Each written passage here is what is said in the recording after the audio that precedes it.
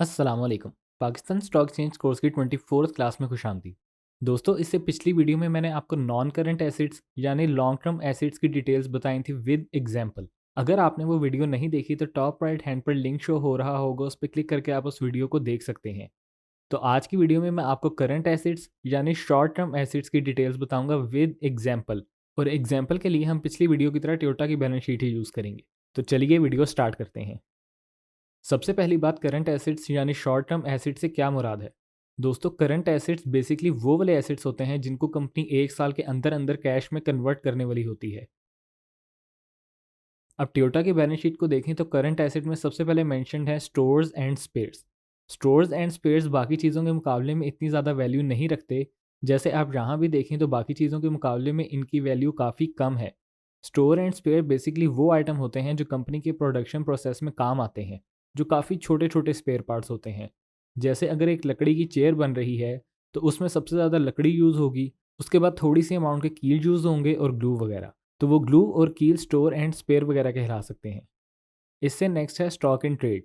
Stock in trade में raw material आता है, फाइनल प्रोडक्ट आती है, और भी इसके अलावा बाकी इक्विपमेंट्स वगैरह आते हैं। अगर आप फर्दर डिटेल देखना चाहते हैं कि आपको वाकई पता लगे कि किस हेडिंग के अंडर क्या क्या चीज़ें आ रही हैं, यानी किसी भी फिगर की मजीद डिटेल अगर आप जानना चाहते हैं, तो एनुअल रिपोर्ट में एक सेक्शन होता है notes to the financial statement का, जिसमें आप कंपनी की फर्दर डिटेल देख सकते हैं। अब जैसे स्टॉक इन ट्रेड के आगे नोट की हेडिंग के नीचे स्टॉक इन ट्रेड के आगे 9 लिखा हुआ है, इसका मतलब है कि इस अमाउंट की फर्दर डिटेल हमें नोट नंबर 9 पे मिल जाएंगी। अब अगर हम नोट नंबर 9 पे जाएं तो वहाँ हमें कुछ ऐसी डिटेल्स शो होंगी। सबसे ऊपर लिखा हुआ है इन हैंड। इसका मतलब है कि ये वो चीज़ें हैं जो कंपनी के पोजेशन में है, यानी कंपनी के कब्ज़े में है, यानी कंपनी के पास इन हैंड मौजूद हैं। इसीलिए यहाँ इन हैंड लिखा हुआ है, जिसमें रॉ मटेरियल यानी खाम माल शामिल है, वर्क इन प्रोसेस शामिल है। वर्क इन प्रोसेस से मुराद वो प्रोडक्ट होती है जो अभी कंप्लीट नहीं हुई होती, यानी जो इन प्रोसेस होती है, इसीलिए इसको वर्क इन प्रोसेस कहा जाता है। इसके बाद फिनिश्ड प्रोडक्ट्स लिखी हुई हैं। फिनिश्ड प्रोडक्ट यानी वो गाड़ियाँ जो कंपनी बना चुकी है और अब सेल के लिए डीलर्स वगैरह के पास रेडी खड़ी हुई हैं। फिर इसी तरह स्पेयर पार्ट्स वगैरह की डिटेल्स वगैरह शामिल है। फिर इसके बाद नीचे लिखा हुआ है इन ट्रांजिट। इन ट्रांजिट का मतलब है वो प्रोडक्ट जो कंपनी ने खरीदी है लेकिन अभी तक कंपनी के पास पहुंची नहीं है। मिसाल के तौर पे अगर आप दराज से कोई चीज़ मंगवाते हैं, तो जब वो चीज़ दराज का सेलर शिप कर देता है यानी आपको भेज देता है, लेकिन अभी आप तक नहीं पहुंची होती, तो उसको हम कह सकते हैं ये प्रोडक्ट इन ट्रांजिट है। इसी तरह टोयोटा कंपनी काफ़ी चीज़ें बाहर से मंगवाती है, यानी जापान वगैरह से। तो ये इन ट्रांजिट वो चीज़ें होती हैं जो कंपनी ने खरीदी होती हैं लेकिन अभी तक कंपनी के पास पहुंची नहीं होती, यानी कंपनी के पोजेशन में नहीं आई होती, यानी कंपनी के इन हैंड नहीं आई होती। तो करंट एसेट्स में नेक्स्ट है trade debt unsecured. Trade debt और अनसिक्योर्ड ये दो डिफरेंट चीज़ें हैं। पहले मैं आपको ट्रेड डेट का कॉन्सेप्ट समझाता हूँ, फिर अनसिक्योर्ड का कॉन्सेप्ट समझाऊंगा। ट्रेड डेट का मतलब होता है वो सामान जो कंपनी ने किसी को बेचा होता है और उसकी पेमेंट अभी तक कंपनी को रिसीव नहीं हुई होती, यानी जो सामान कंपनी ने उधार पे बेचा होता है। अब ये जो 11,41,711 रुपये की अमाउंट लिखी हुई है, इसका मतलब है कि इतनी अमाउंट की गाड़ियाँ टोयोटा कंपनी ने किसी को उधार पे बेची हैं, जिसकी पेमेंट अभी तक टोयोटा कंपनी को नहीं मिली। लेकिन कंपनी ये एक्सपेक्ट कर रही है कि एक साल के अंदर अंदर ये पेमेंट कंपनी को हो जाएगी। अब इसके आगे लिखा हुआ है अनसिक्योर्ड। ये अनसिक्योर्ड तब लिखा जाता है जब कोई भी कंपनी किसी को उधार पे सामान बेचती है और उनसे किसी भी किस्म का कोलेट्रल नहीं लेती, यानी कोई भी चीज़ गिरवी नहीं रखवाती। मिसाल के तौर पे कंपनी है कंपनी ए, जिसको 10 करोला कार्स चाहिए, और कंपनी ए टोयोटा को कहती है हमें 10 करोला गाड़ियां आप उधार पे बेच दें, पैसे हम आपको अगले 6 से 8 महीनों में दे देंगे। तो अगर तो टोयोटा कंपनी बगैर कोई चीज़ गिरवी रखवाए यूं ही गाड़ियां बेच देगी, तो हम कहेंगे ये ट्रेड डेट अनसिक्योर्ड है। लेकिन अगर टोयोटा कंपनी कहती है कि ठीक है हम आपको गाड़ियाँ बेच देते हैं, लेकिन आप इन 10 गाड़ियों की अमाउंट जितनी कोई चीज़ गिरवी रखवाएं, ताकि अगर आप 6 महीने तक पेमेंट ना कर सकें, तो जो चीज़ आपने गिरवी रखवाई होगी हम उस चीज़ को सेल करके अपने पैसे वसूल कर लेंगे। तो इसको हम कहेंगे ये ट्रेड डेट सिक्योर्ड है। अब क्योंकि टोयोटा की बैलेंस शीट में ट्रेड डेट अनसिक्योर्ड लिखा हुआ है, इसका मतलब है कि टोयोटा कंपनी ने किसी को उधार पे गाड़ियाँ सेल की हैं, बगैर किसी कोलेट्रल के, यानी बगैर किसी चीज़ को गिरवी रखवाए। अब एज एन इन्वेस्टर ये हमारे लिए थोड़ी सी खतरनाक बात है कि आखिर इतनी ज़्यादा अमाउंट की गाड़ियाँ टोयोटा ने किसी को उधार पे बेची ही क्यों है, और वो भी बगैर किसी कोलेट्रल के। अब इसकी डिटेल जानने के लिए हमें नोट 10 पे जाना पड़ेगा। अब नोट नंबर 10 पे आएँ तो इस ट्रेड की डिटेल में लिखा हुआ है गवर्नमेंट एजेंसीज़, यानी ये गाड़ियाँ गवर्नमेंट को बेची गई हैं। लेकिन हमारा एज एन इन्वेस्टर कंसर्न है कि बेशक गवर्नमेंट है, लेकिन उधार पे क्यों बेची गई हैं।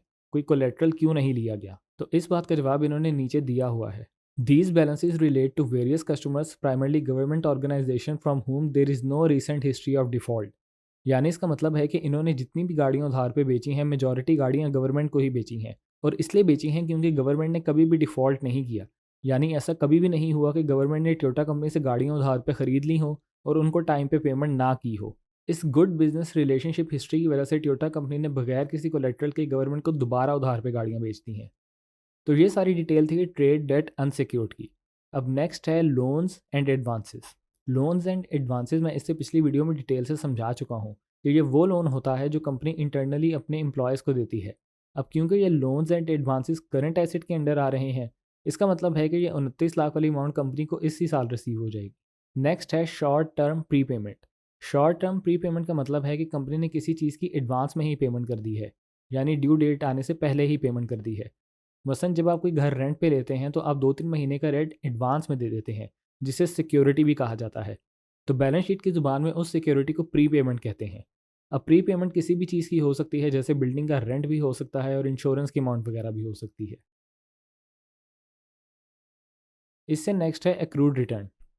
एक्रूड रिटर्न उस प्रॉफिट को कहते हैं जो कंपनी का होता तो है, लेकिन अभी तक उसको रिसीव नहीं हुआ होता।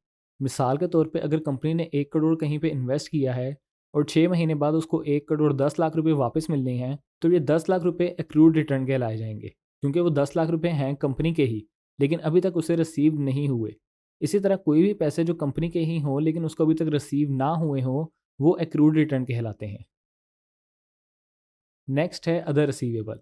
अदर रिसीवेबल में वो छोटी मोटी अमाउंट आती हैं जो कंपनी ने रिसीव करनी होती हैं। ये ऐसी अमाउंट होती हैं जो किसी स्पेशल हेड के अंडर नहीं आती, बस छोटी मोटी रिसीविंग होती है, इसलिए इनको अदर रिसीवेबल में डाल देते हैं। इसके बाद है टैक्सेशन नेट। ये भी मैं इससे पिछली वीडियो में बता चुका हूँ कि ये वो अमाउंट होती है जो कंपनी को टैक्स रिलीफ की सूरत में मिलती है, टैक्स ज़्यादा पे कर देने की वजह से। इसके बाद है short term investments. Short term investments का मतलब है कि ये वो वाले पैसे हैं जो कंपनी ने थोड़े से अरसे के लिए कहीं पे फिक्स डिपॉजिट वगैरह करवाए हुए हैं, जो कि कंपनी को इसी फाइनेंशियल ईयर के अंदर अंदर रिसीव हो जाएंगे। अब इसकी भी डिटेल्स देख लेते हैं नोट नंबर 15 पे। अब नोट 15 में ये डिटेल्स लिखी हुई हैं कि कुछ पैसे कंपनी ने टीडीआर यानी टर्म डिपॉजिट रिसीट में इन्वेस्ट किए हुए हैं, कुछ ट्रेजरी बिल्स में और कुछ पाकिस्तान इन्वेस्टमेंट बॉन्ड्स में, और एंड में है कैश एंड बैंक बैलेंस। ये नाम सुन के ही अंदाज़ा हो जाता है कि ये वो वाले पैसे हैं जो कंपनी के बैंक अकाउंट में एज इट इज़ पड़े हुए हैं। तो आई होप आपको ये सारे कॉन्सेप्ट क्लियर हो गए होंगे और आपको आज की वीडियो से काफ़ी कुछ सीखने को मिला होगा।